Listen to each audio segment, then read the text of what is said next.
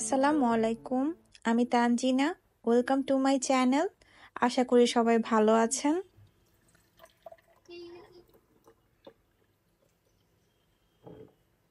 Normal দিনগুলোতে বুয়া নিয়ে আমার অভিযোগের কোনো শেষ থাকে না, কিন্তু ওরা আসলে যখন ভ্যাকেশনে যায় তখন বোঝা যায় ওদের মর্মটা।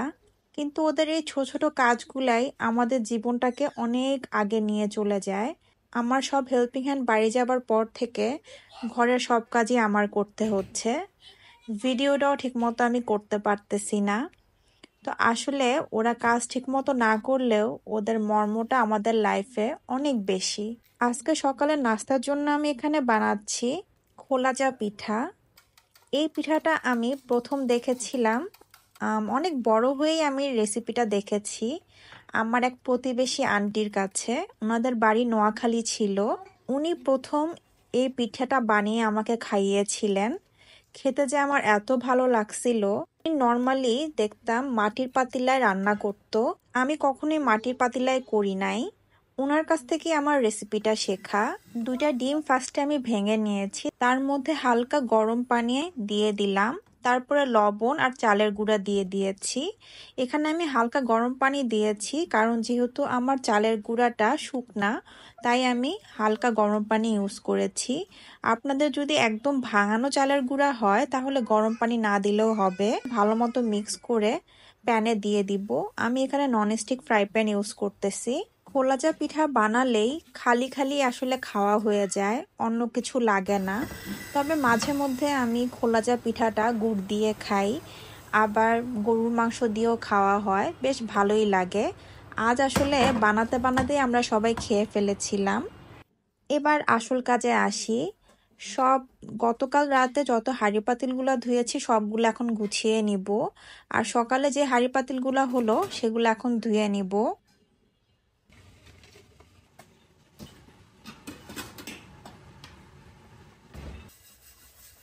এই হাঁড়ি পাতিলটা ধুতে গেলেই আন্টির কথা বেশি মনে পড়ে। মনে হয় আসলে ওনার সব সময় থাকা খুব দরকার।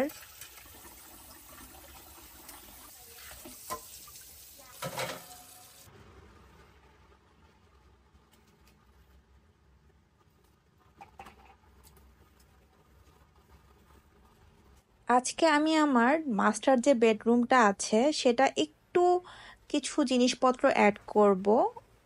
অনেকদিন ধরে আমি এগুলোর প্রিপারেশন নিচ্ছিলাম। এই পেপারটা আসলে আপনারা অনেকেই চিনে থাকবেন, এটা আমি আড়ং থেকে নিয়েছিলাম।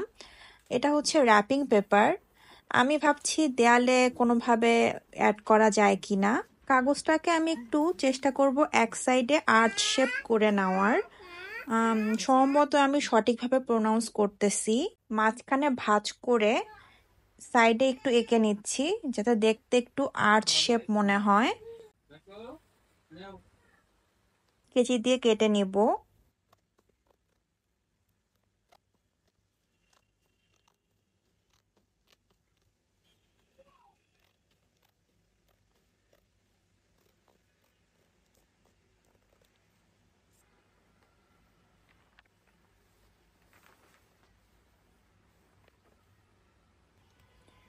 আমি নর্মাল ফেভিকল আর পানি সমপরিমাণ মিশিয়ে, এখানে আমি ফেভিকলের পরিমাণ বেশি দিয়েছি কারণ যেহেতু এটা ওয়ালপেপার না, মিক্স করে আমি উপরে দিয়ে দিব।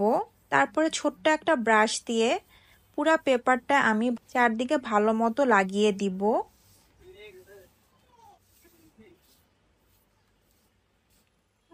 সাইডের অংশগুলা আস্তে আস্তে করে ভালো মতো ফেভিকল দিয়ে দিতে হবে, তাহলে ফিনিশিংটা সুন্দর আসবে।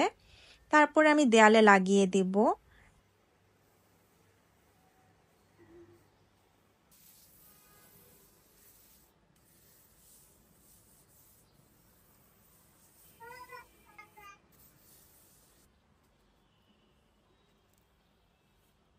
এক সাইডে সামান্য একটু আলগা হয়েছিল, ওই সাইডে আমি আবার ফেভিকল আর পানির মিশ্রণটা দিয়ে লাগিয়ে দিব।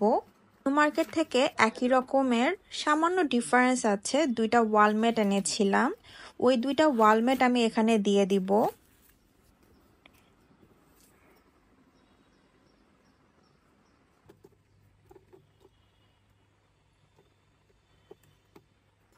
দিয়ে দিব একটা গাছ। এই হ্যাঙ্গিং শেলফটা আমি একটা অনলাইন পেজ থেকে বানিয়ে নিয়েছিলাম। আর হেডবোর্ডের উপরে দিয়ে দিব বড় এই ওয়ালমেটটা। আমি 2 রকমের পর্দা অর্ডার করেছি, একটা নেটের পর্দা আর একটা ব্ল্যাক আউট করবে এরকম পর্দা অর্ডার করেছি। আগের পর্দাগুলো আমি খুলে নিব।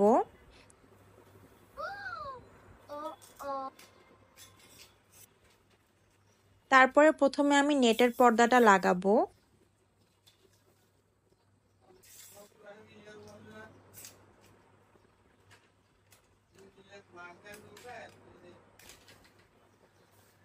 ব্ল্যাক আউট পর্দাটা লাগানোর সময় আমি আর লাগাতে পারতেছিলাম না।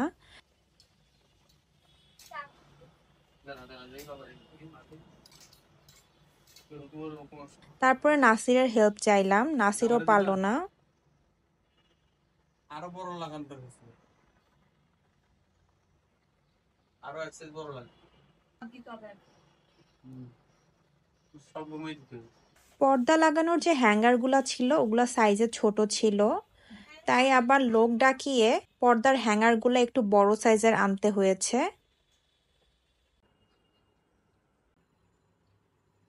আজকে বিছাবো এই বিছনা চাদরটা।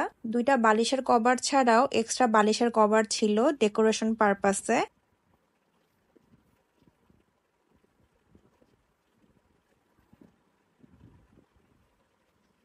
এবার বিছনা চাদরটা বিছিয়ে নিচ্ছি।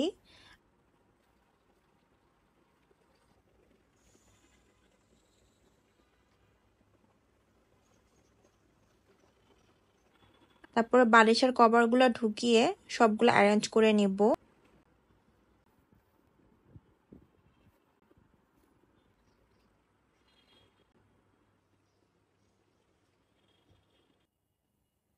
বেড সাইড টেবিলের এক সাইডে দিয়ে দিব একটা ছোট ওয়াল ম্যাট, আর দিয়ে দিব এই ফ্লাওয়ার ভাসটা।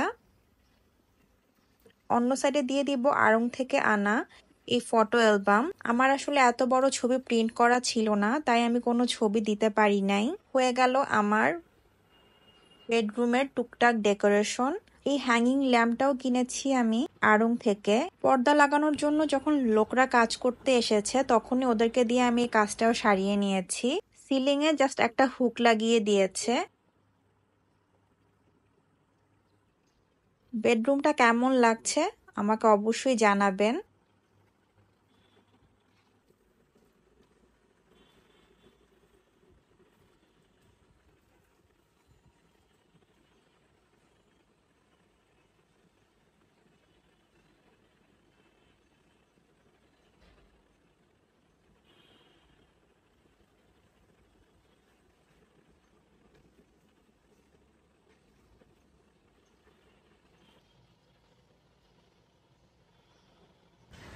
আপনারা জেনে অবাক হবেন, আমি এখনো মেট্রো রেলে উঠি নাই।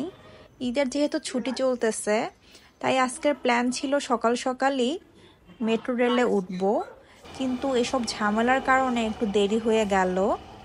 তাই দেরি করেই ভাবলাম যাই। মনে করেছি লোকজন একদম থাকবে না, তারপরও মোটামুটি খারাপ লোকজন ছিল না।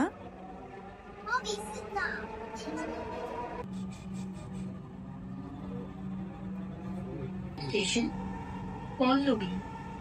This train is Uttara Uttar. ট্রেনটির গন্তব্যস্থল উত্তরা দক্ষিণ। This train is bound for Motiji. Next station is Uttara South.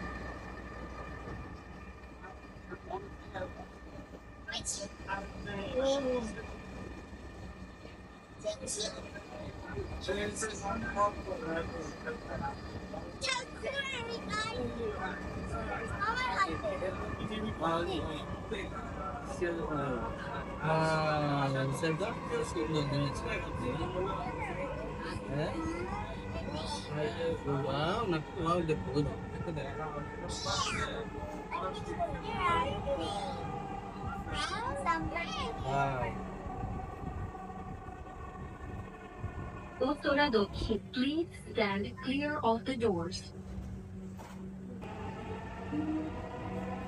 This train is bound for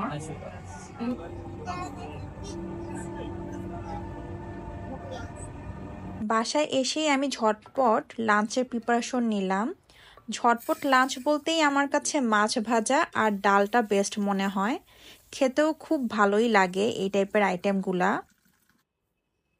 তারপরে আমি শসা কেটে নিব। শসাটা আমি ছোলকা সহ দিচ্ছি এক্সট্রা ফাইবারের জন্য।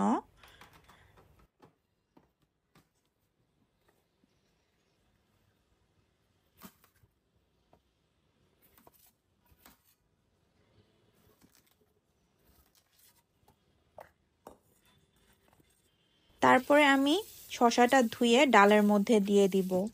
তারপরে সামান্য লবণ আর হলুদ দিয়ে প্রেসার কুকারে 2টা শিস আসা পর্যন্ত রান্না করে নিব।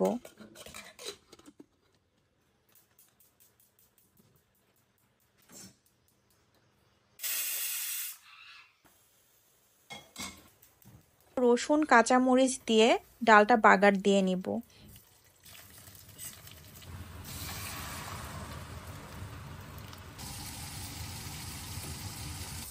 অন্যদিকে মাছটা ধুয়ে হলুদ মরিচ গুঁড়া আর লবণ দিয়ে মাখিয়ে মচমচা করে ভেজে নিব।